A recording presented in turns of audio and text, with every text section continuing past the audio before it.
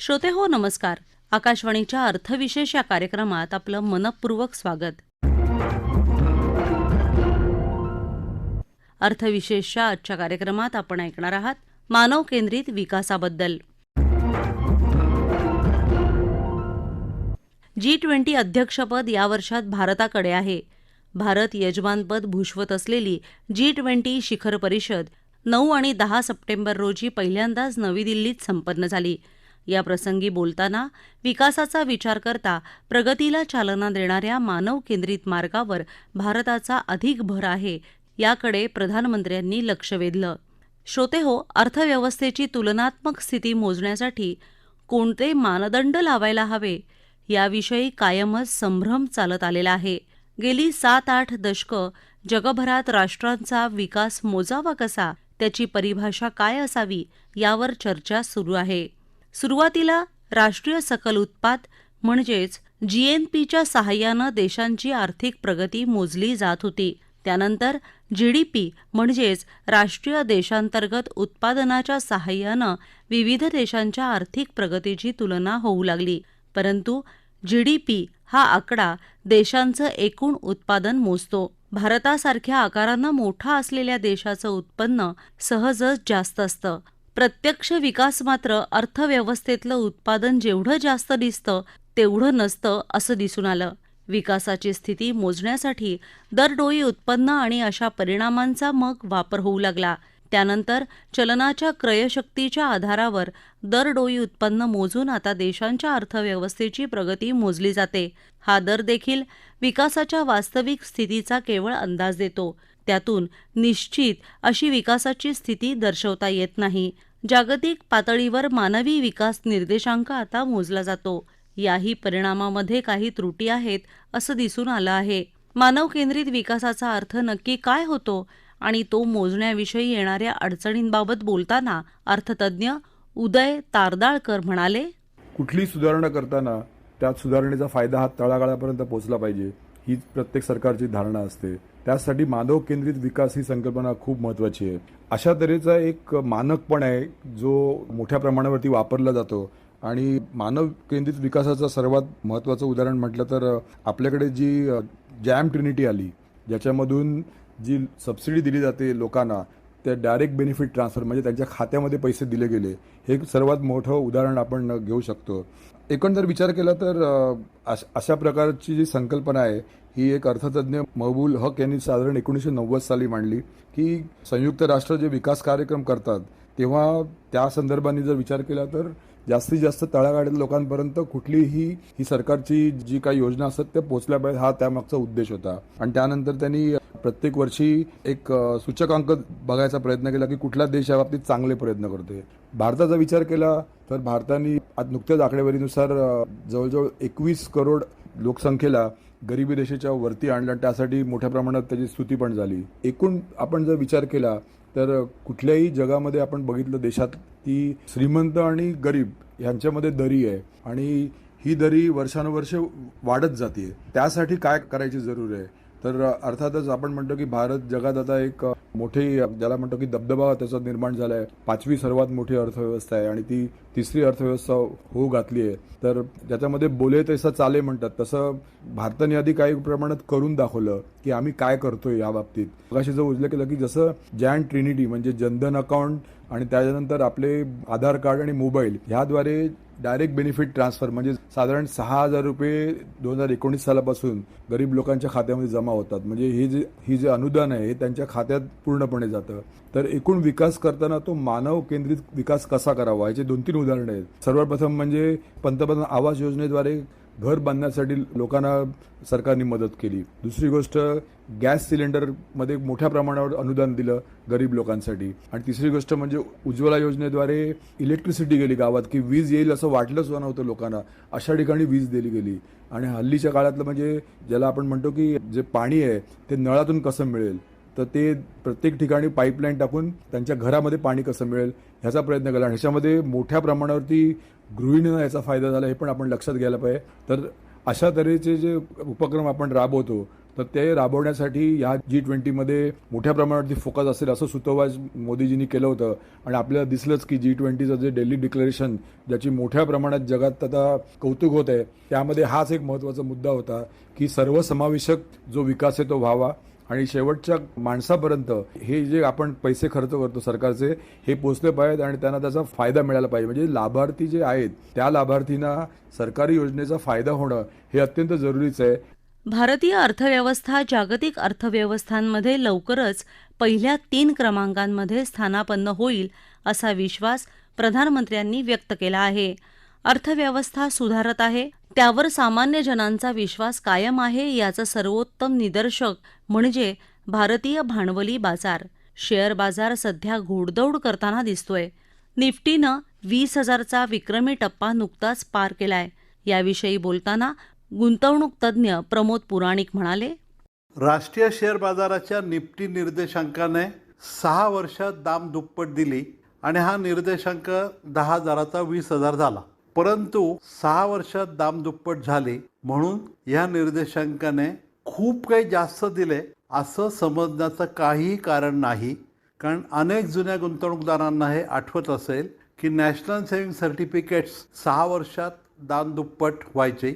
आता होत नाही वस्तुस्थिती आहे. आणि त्याचबरोबर इंदिरा विकास पत्र हे 5 वर्षात दाम दुप्पट व्हायचं. त्या तुलनेने राष्ट्रीय शेअर बाजाराच्या निफ्टी निर्देशांकाने 6 वर्षात दाम दुप्पट करणे ही निश्चितच चांगली घटना आहे. परंतु याचा अर्थ बाजार खूप अवास्तव महाग झाला आणि आता बाजारातून बाहेर पडलं पाहिजे असा विचार करण्याची काही आवश्यकता नाही.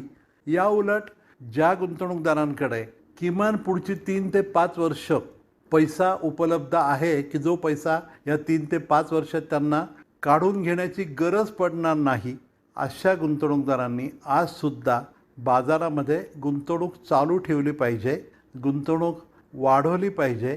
कारण या ठिकाणी पुन्हा असं स्पष्टपणे सांगावंसं वाटतं की जरी राष्ट्रीय शेअर बाजाराने निफ्टी निर्देशांक हा 94 साली सुरू केलेला असला, त्याचा बेस जरी 1000 असला तरी 1000 इंडेक्स घोषित करताना राष्ट्रीय शेअर बाजाराने ह्या निर्देशांकाची एक ज्याला आपण मागची आकडेवारी म्हणतो अशी आकडेवारीसुद्धा विचारात घेऊन 100 पासून निर्देशांक सुरू झाला आणि त्यानंतर मग राष्ट्रीय शेअर बाजार 94 साली सुरू झाला म्हणून त्यांनी 1000 पासून निर्देशांकाचं मोजमाप करायला सुरुवात केली किंवा सर्वसामान्य गुंतवणूकदारांपर्यंत ही 1000 ही आकडेवारी पोहोचवली आणि त्या तुलनेने निर्देशांक 20,000 होणं हे निश्चितच चांगलं असलं तरी खूप अवास्तव वाढ झालेली आहे असा विचार करण्याची गरज नाही. आणि बाजाराकडे कायम दीर्घकालीन गुंतवणूक म्हणूनच बघितलं पाहिजे. परंतु त्याचबरोबर जरी देशाची अर्थव्यवस्था ही चांगल्या प्रकारे सुधारण्याच्या वाटेवरती असली, आपलं राष्ट्रीय उत्पादन चांगल्या प्रकारे वाढत असलं आणि त्याचबरोबर आपल्या देशाला आपण आता विकसनशील देश म्हणण्याच्या ऐवजी विकसित देश असं जरी म्हणायला सुरुवात केली तरीसुद्धा या प्रवासामध्ये अनेक अडथळे निर्माण होऊ शकतात. आणि त्यामध्ये अजूनसुद्धा आपण खनिज तेल याची आयात करतो.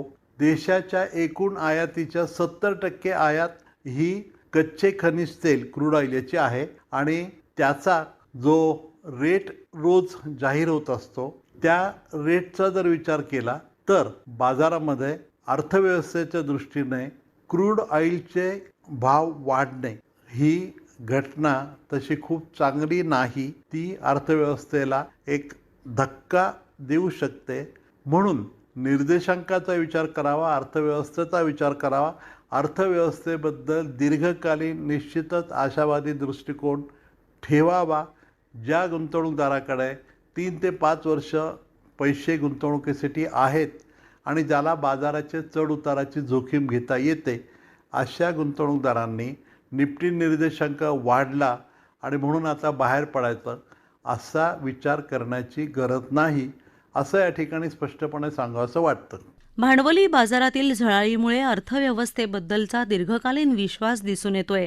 विशेषतः गेल्या 5 वर्षात शेअर बाजारातील नव्या गुंतवणूकदारांची संख्या कोटींमध्ये वाढली आहे. हे नवे गुंतवणूकदार भांडवली बाजारातील गुंतवणुकीकडे आशेनं पाहत आहेत. यावेळेस विशेषतः नवीन गुंतवणूकदारांना सावधानतेचा इशारा देताना गुंतवणूक तज्ज्ञ तृप्ती राणे म्हणाल्या, भारतीय शेअर बाजाराने नवीन उच्चांक गाठलेला आहे. 3.25 वर्षांपूर्वी कोविड काळात झालेल्या घसरणीनंतर या बाजाराने ऑक्टोबर 2021, नोव्हेंबर 2022 आणि आता सप्टेंबर 2023 मध्ये ही मजल मारलेली आहे. अर्थात हा बाजार ऑक्टोबर 2021 पर्यंत सरळ वर गेला, परंतु त्यानंतर प्रत्येक वेळी त्याने खाली येऊन गुंतवणूकदारांची सहनशक्ती तपासली आहे. अगदी आत्ता सुद्धा गेले 2 दिवस कमावलेला नफा बाजारातून बाहेर काढण्याचं काम सुरू झाल्यागत वाटतंय. स्मॉल आणि मिड कॅप शेअर्समध्ये काल बऱ्यापैकी विक्री झाली आणि दोन्ही निर्देशांक चांगलेच खाली आले. तशी आपली अर्थव्यवस्था इतर देशांच्या तुलनेत चांगली असली तरी येत्या काळामध्ये तिला आव्हानांना तोंड देतेच पुढे सरकायचं आहे. कोविड नंतरच्या काळामध्ये व्याजदर खूप कमी झाल्याने भरपूर पैसे शेअर बाजाराकडे वळले आणि तेव्हा ज्यांनी गुंतवणूक केली त्यांना चांगला फायदा झाला असेलच. परंतु आज जेव्हा सगळीकडे व्याजदर वाढलेले आहेत, महागाई म्हणावी तितकी आटोक्यात येत नाहीये आणि आपल्याकडे तर पाऊस सुद्धा कमी झाला आहे, तेव्हा इथून पुढे गुंतवणूकदारांनी सतर्क राहायलाच हवं. एवढा वाढलेला बाजार पाहिला की कर्ज घेऊन का होईना पण गुंतवणूक करून लवकर श्रीमंत व्हायची स्वप्न आपल्यातील अनेक जण पाहतात. पण हा काळ डोळे झाकून काहीही घ्यायचा नाहीये. चांगले शेअर्स तर महाग आहेतच, परंतु आत्ताच्या मिड आणि स्मॉल कॅप कंपन्या सुद्धा महाग झालेल्या आहेत.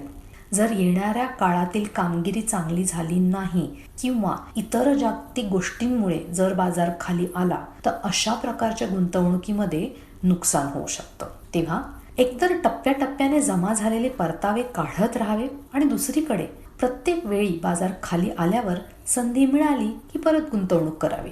तरुण गुंतवणूकदारांनी मासिक गुंतवणूक चालू ठेवावी आणि निवृत्ती जवळ आलेल्यांनी मुळात सगळ्यात पहिलं स्वतःचं निवृत्ती नियोजन करावं आणि त्यानुसार पोर्टफोलिओमध्ये बदल आणावेत. इथे एक गोष्ट प्रकर्षाने सांगू इच्छिते की येणाऱ्या काळातील महागाई आणि शहरीकरण या 2 आव्हानांसमोर जर दीर्घकाळासाठी तयार व्हायचंय तर योग्य आर्थिक नियोजन, जोखीम व्यवस्थापन आणि वेळोवेळी बाजाराच्या दिशेनुसार पोर्टफोलिओमधील बदल घडवून आणणं गरजेचं आहे.